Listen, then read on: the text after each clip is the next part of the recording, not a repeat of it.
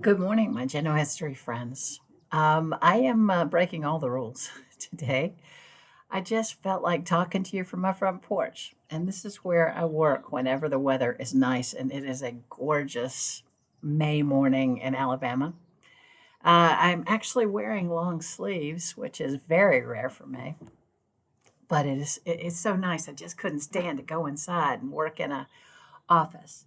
And I know I'm supposed to have books behind me and there's supposed to be perfect lighting. And, the sun is making my glasses go dark, which is just rude, I guess. But I just wanted to talk to you this way to see how it would turn out.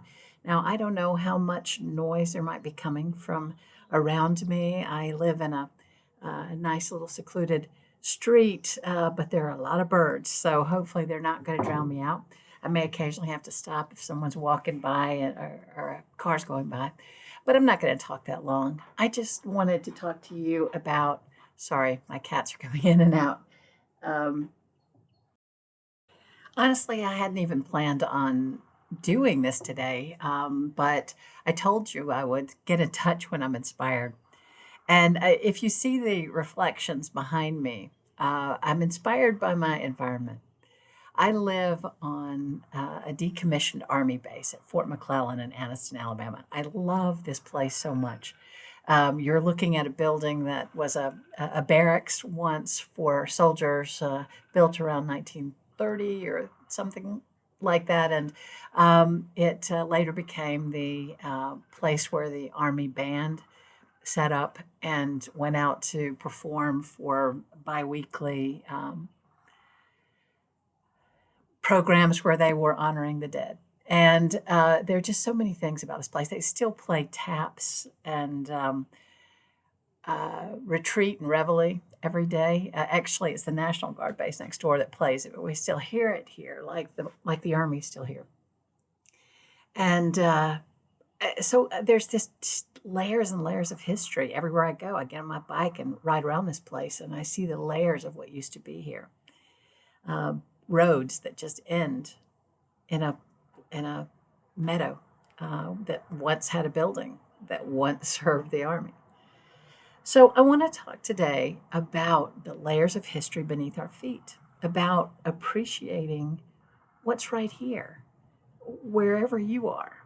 Um, and what a privilege it is if you can actually take responsibility for being the historian of your local area.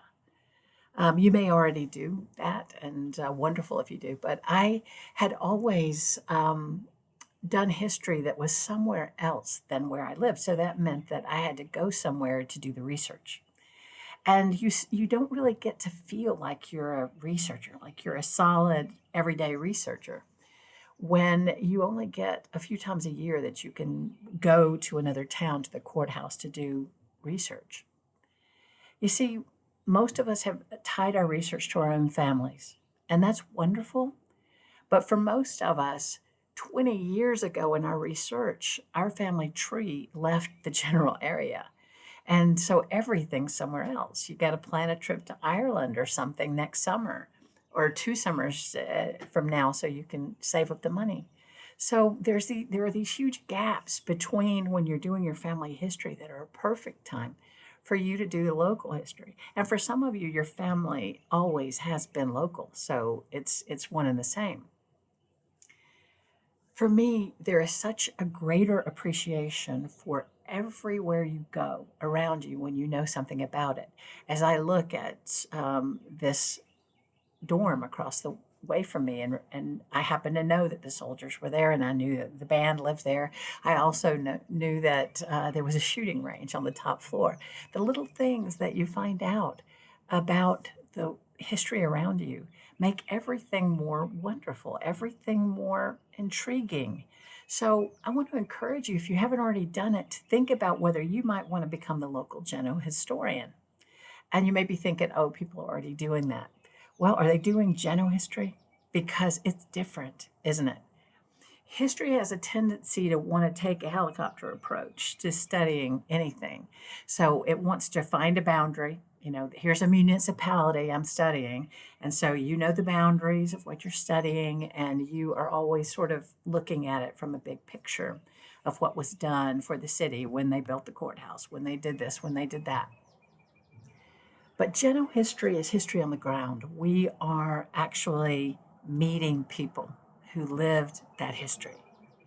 We're reading their court records, so we're actually meeting who got sued for defaulting on a debt to who else, and who didn't show up for court today, and who left town because they owed too much money to who else. All right, so as you're learning history at a up close, really getting to know them kind of way, it takes on a whole different look and feel. As a matter of fact, you may often find that the ones that are doing the helicopter approach to history, just scanning a big history of a particular locality over a period of time, you may find that they've got a lot of things wrong, or they didn't understand things because you're looking at it through the people who lived it. Right. So I encourage this. I mean, I am doing this here in Calhoun County, which was Benton County back in the period that I'm interested in, which is the 1830s, 1840s. I've always loved early 19th century, but I don't have ancestors here. Well, I have one that's lived here for just a few decades with his family. He's buried here, but it's not a family place for me.